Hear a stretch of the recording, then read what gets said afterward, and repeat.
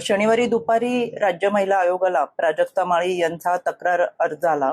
यामध्ये त्यांनी गेल्या 1.5-2 महिन्यामध्ये वेगवेगळ्या युट्यूब्स असतील, त्याचबरोबर पेज असतील आणि काही अश्लील आणि अश्लाघ्य भाषेमधले कमेंट्स असतील, याची नोंद करत राज्य महिला आयोगाकडे तक्रार दिली आणि त्यामध्ये सांगितलं की या तक्रारींमुळे आणि ज्या पद्धतीच्या कमेंट्स केले त्याच्यामुळे त्यांच्या वैयक्तिक आयुष्यावरती, त्यांच्या करिअरवरती त्याचा परिणाम तर होतोच आहे, पण अतिशय वेगळ्या पद्धतीने जी विधानं केली गेली त्याच्यामुळे चारित्र्य हनन करत खऱ्या अर्थानं याचा प्रचंड मनस्ताप पूर्ण कुटुंबाला देखील होतोय।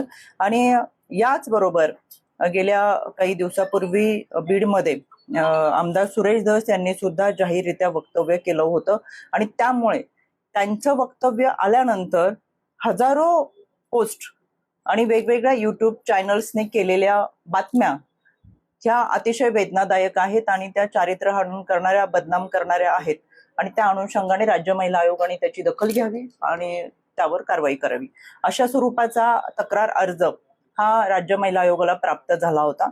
यामध्ये 2 दिवसाच्या कालावधीमध्ये संबंधित आमच्या आयोगाचे वकील आणि त्यामधील तज्ज्ञ यांनी सर्व शहानिशा करून हा अर्ज आज दुपारी मुंबई पोलीस आयुक्त यांच्या कार्यालयाला पाठवलेला आहे।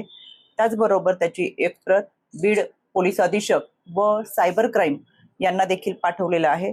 सायबरच्या माध्यमातून त्यांच्यावरती केले गेलेल्या अश्लील आणि अश्लाघ्य विधानांची चाचपणी व्हावी आणि त्यावरती कारवाई व्हावी। राज्य महिला आयोग आणि मुंबई पोलीस आयुक्तांना पत्राद्वारे निर्देश दिलेले आहेत। संबंधित तक्रार अर्जाची आणि घटनेची चौकशी करावी आणि त्या अनुषंगाने कारवाई करून केलेल्या कार्यवाहीचा वस्तुस्थितीदर्शक अहवाल हा राज्य महिला आयोगाला सादर करावा। कोणतीही व्यक्ती एखादं वक्तव्य करत असेल तर त्याबद्दल त्या व्यक्तीकडे पाहण्याचा अँगल वेगवेगळ्या दृष्टिकोनातून वेगवेगळा असतो। यामध्ये समाजामध्ये कोणत्याही घटनेचे हे अनेक वैचारिक कांगारे असू शकतात, त्याच्यामुळे त्यांचं वक्तव्य कोणत्या उद्देशाने केलेलं आहे किंवा कशा पद्धतीने केलेलं आहे त्याचे ऑडिओ व्हिडिओ हे संबंधित पोलिसांना मिळतील, त्याचा तपास करतील आणि आमच्याकडे पाठवून देतील। त्यानंतर याबाबत जर मत काय आहे ते आम्हाला ठरवता येईल।